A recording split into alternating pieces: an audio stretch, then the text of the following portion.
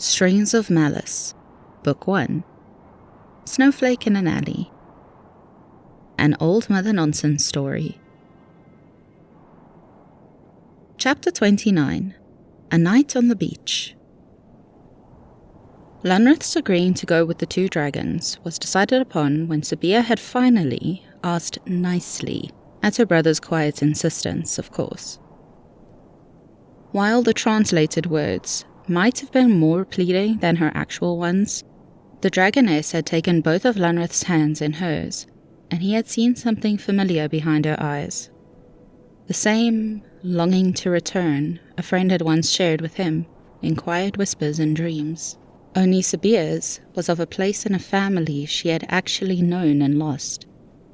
She had held herself together when he had finally smiled at her. The way she squeezed his hands told him of gratitude. Gratitude a creature as grand as herself could feel deeply, but could not speak to a simple mortal. Instead, at his positive decision, she had unhooked a strap from around her back and handed him back the swords he had lost in the desert. She had even found the scabbards for them. Her brother told him not to be afraid, but he could hardly control that when the siblings began to change and shift before him. Sabia's limbs grew longer and scales rippled across her form. Like sand rolling down dunes in the wind, the skin gave way to armor the color of rock and flame. Lunreth had once seen his former master come back from a trip to Congo, donned in similarly colored precious stones, though not even they compared to the way the sunlight shifted off the magnificent being. The fronds surrounding Sabia's head twisted into a crown of horns, and her prickly personality became claws, each one the size of Lunreth's hand on the tip of her wings. Even in this form, she smirked with razor teeth and preened before the mortal's awe. She spoke in that strange tongue of hers as she lifted her chin to show off her long neck, and a rumbling chuckle had the mortal turning to the older sibling. Perhaps it was a small benefit that Lunreth could make no sound, because Sabia might have been made both amused and upset if he had voiced his truest thoughts. Her brother stood at least twice her size in his true form, the hue of his scales deeper, richer than his sister's in every sense of the word. While he did not have as many horns as her, he bore plated scales down his spine and legs. It was indeed a feat, in and of itself, for such a creature to simply appear so friendly. In that moment, Lunreth was confronted with just how the twins had come by their namesake.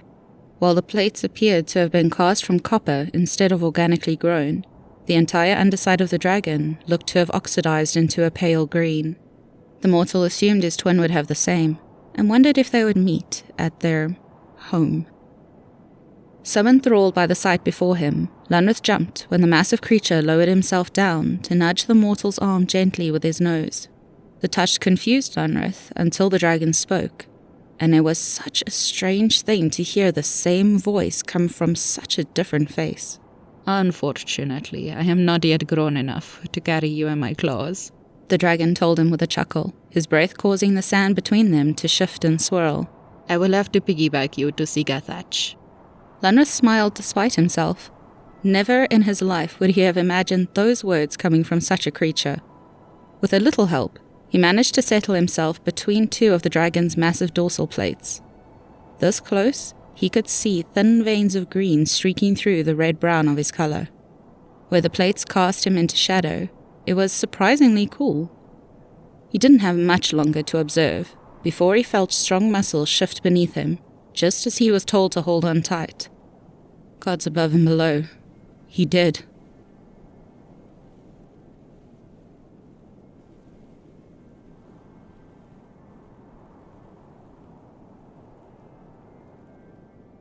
The flight took them down the coast for almost an entire month.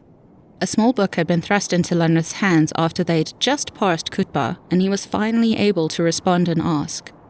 He was told the brother's name was Kaleel, the Watcher. He was the oldest of the Copper twins, and Sabia had been tasked to help a mortal after she attempted to harm their older brother's lover. She had been less than successful for 2 years. As she told it, she had been the one to summon the wind and sand to save Lunreth from his former master in Kagari, but had then lost track of him when the bastards had turned their arrows on her. She had gone to Kaleel when she had almost butchered her attempt at healing him. It was explained that the first of their kind had played a trick on an elder god, Huldal the All-Slayer, a very good one, that had led to him wrestling with a giantess in the buff. In retribution, the deity had mutated their fire into a kind of caustic acid. By the time the first brothers had demanded the younger god not be so cruel, the dragon had found several uses for it and denied the change back. Ithulos had been utterly furious, but Huldal forever favored their horde after, which was the main reason their land was the last of Cedar to be inhabited by mortals, and even then, only after one of them had gained the great Skybrazer's favor.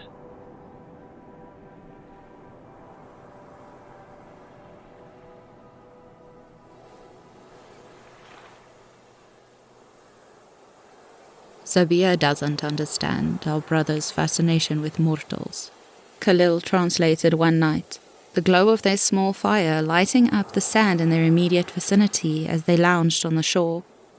The dragoness seemed to prefer her true form, while Kaleel had taken to his half form most of the time they touched down. His tail was currently splayed out to fan their fire every so often. Do you? Lunreth wrote in his book and showed it to the dragon. I think so. Kaleel nodded, leaning back on his arms and crossed his ankles over one another. Mortals are fragile things. Fragile is usually precious. His lover is with him so rarely, and I think he allowed his favorite to colonize our land so he would have people to remind him of her when she was away. Though I cannot imagine he will be at all thrilled that some of them had the gall to turn weapons on our sister.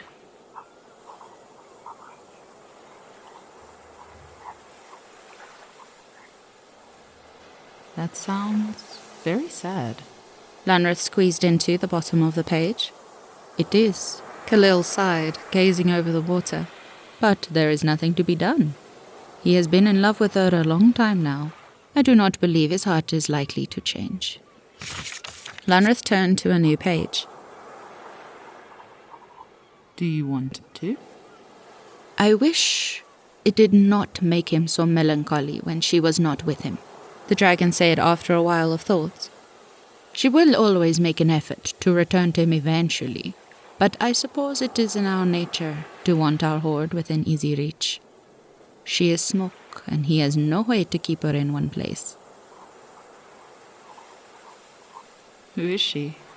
He had learned early that straightforward questions were best. Whatever he asked, if he would be told anything, it would always be followed by a sly smile and riddled words. She is Oem. Kaleel smiled, turning his gaze from the sea to flicker to his sleeping sister, probably to see if she would stir at the name. She is the keeper of history, Mother Time, and the first mortal to be cursed with immortality. I think I met her once. Lunreth admitted easily. She was very beautiful. That she is, Kaleel agreed with a knowing smile. That too is in our nature. He chuckled, tilting his head back and looking up towards the stars. All of us scaled ones, regardless of color. We covet beautiful things. His head lolled on his shoulder, and his copper eyes looked like coal in the low light of the fire. And beautiful people? Once we claim something as ours, it is not to be taken from us easily. I believe this is why we are allowed to have no people at home. It would be too easy to forget that they are not truly ours. The unsaid implications were more than clear. Lunreth tried not to think about it when he handed the book over, and Kaleel took it with blunt fingers. Did the Skybrazer make it a rule? The small book was nearly full now. He would need to get a new one soon. He did. Kaleel chuckled as he handed the book back. Their fingers brushed, and Lunreth tried not to think about it. A little hypocritical of him, don't you think? Just because he cannot keep his, we are forbidden from finding our own. There was no malice behind the words, only an eagerness for the mortal's opinion. While Lunreth was rather short on choices in conversational partners, he'd found he quite enjoyed Kaleel's over the months they'd been travelling. The dragon was, first and foremost, curious. Even when they had disagreed, Kaleel hadn't held it against him. and Lunreth had quickly learned that what the dragon said was not necessarily his opinion of things. Kaleel confessed to enjoy playing devil's advocate, because most mortals got delightfully flustered when they eventually came to the realization that not everything had an answer. He'd taken great pleasure in recounting one particular encounter with a particularly diligent knight who, after a single conversation, defected, returning home only to retrieve his family and made off for paradise with the next tide.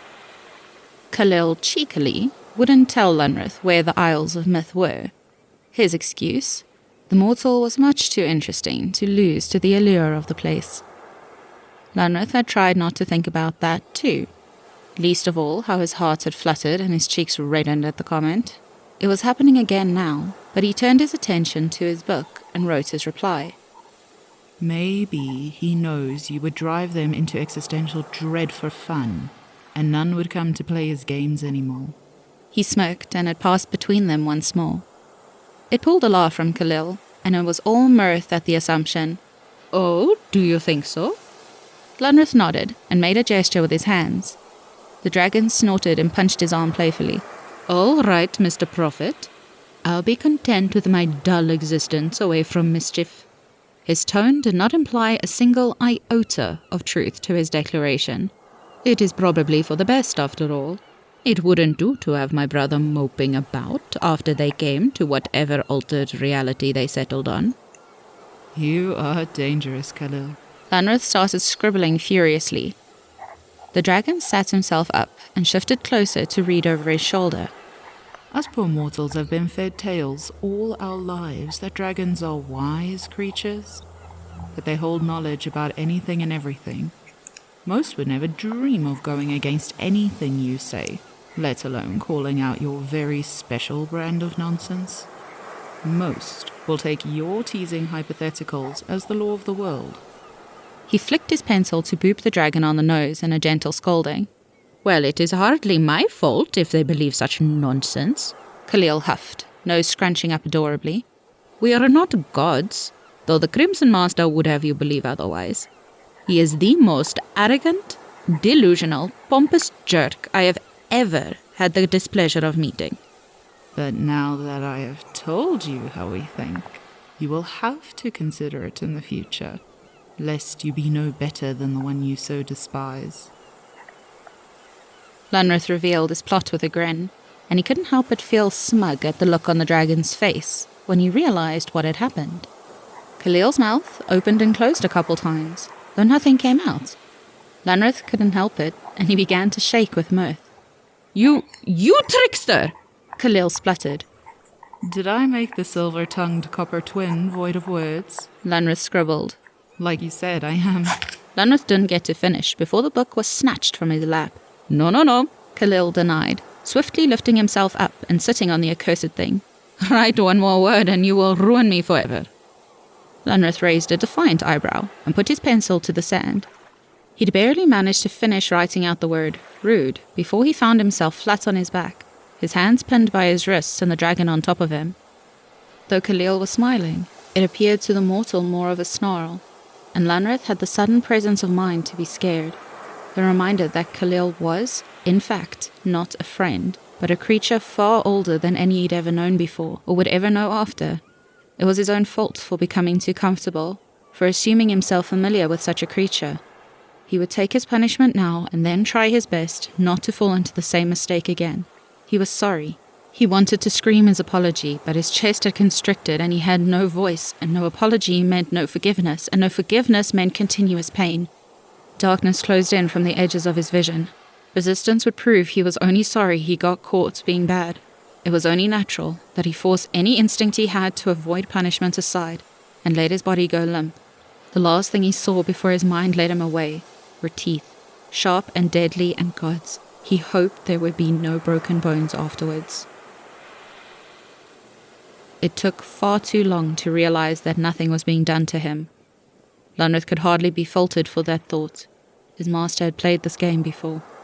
The anticipation of fear works wonders for stubborn little slaves like you.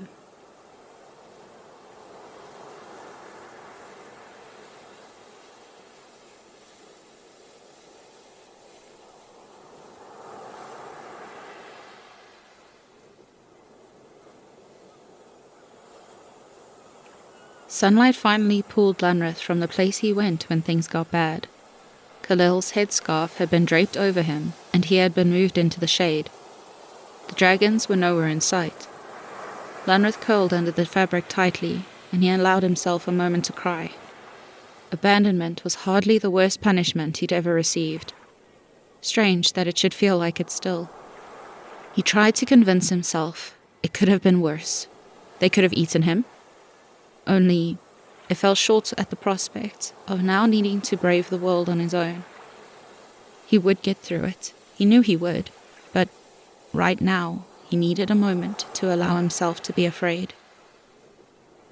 When he had no more tears to cry, and he found his breaths no longer hitching, he pulled himself to his feet. Finding his notebook, along with a brand new one, left him relieved. And confused, but mostly relieved. He wrapped the scarf about his neck and walked himself down to the water to wash his face. It was salty, but it did make him feel somewhat better, until he turned back and Kaleel was standing a meter or so behind him, books in hand and a worried expression on his face. "I'm sorry," the dragon said simply. He looked like he really meant it. "I wasn't thinking, observing as I should have. He was cut short when Lunreth ran to him. Hesitation proved he was taken off guard and unsure what to do. But Kaleel embraced the shaking mortal and held him tightly when the tears began afresh. By the time Lunreth had finally pulled himself together, the tide had changed and the water began lapping at their heels. He had barely begun to feel the tension of being captured creeping into his own limbs when the dragon's arms loosened around him. In the face of the mortal's confused gratitude, Kaleel explained that now that he was truly watching, he could see the signs. The collar had given him an inkling that Lunreth had not been treated with care. He didn't push for the man's history, instead offered hopefully, "Shall we eat? Sabia has been cooking all morning. She does that when she's stressed." Lunreth offered a hesitant smile before cocking his head and pointing to himself. Kaleel nodded and reached out slowly to situate the scarf up over the mortal's head. "You left your body, Lunreth." There was something not quite fear in the dragon's voice. "Your heart still beat, but you were not there. It is dangerous. We were not sure if you would be able to come back." He covered it, but the shaking in his fingers confirmed it. He was frightened. It was odd, and a little comforting to hear it. Lunreth stopped him by taking the dragon's arm and writing slowly on the inside of his wrist. IAWAYSDO.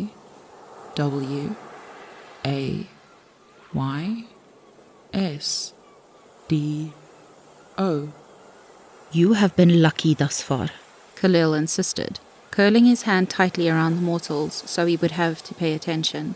"It is unwise to leave your body without wards to protect you.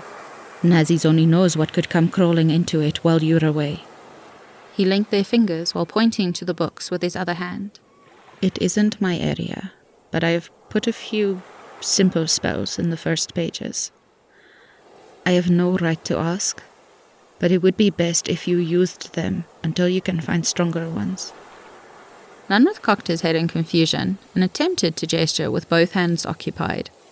Kaleel seemed to have known the question was coming. "You don't have to be blessed with magic to protect yourself. I will help you look through our library when we get home. I have no doubt we'll find a way to keep you in your body." Lunreth shook his head as he was led to a small fire, unable to explain and unwilling to write that leaving it was what had been keeping him safe. Sabia had dragged him down into the sand when she saw him, and shoved more fish at the mortal than he really knew what to do with. By the time she had stopped pushing and insisting, Lunreth was absolutely stuffed, to the point where he could swear his belly was distended and he simply couldn't anymore. It was a pity, really. She was a very good cook, and he was certain she had put some kind of magic in it. He could feel it vibrating inside him. All things considered, it was a good start to the day.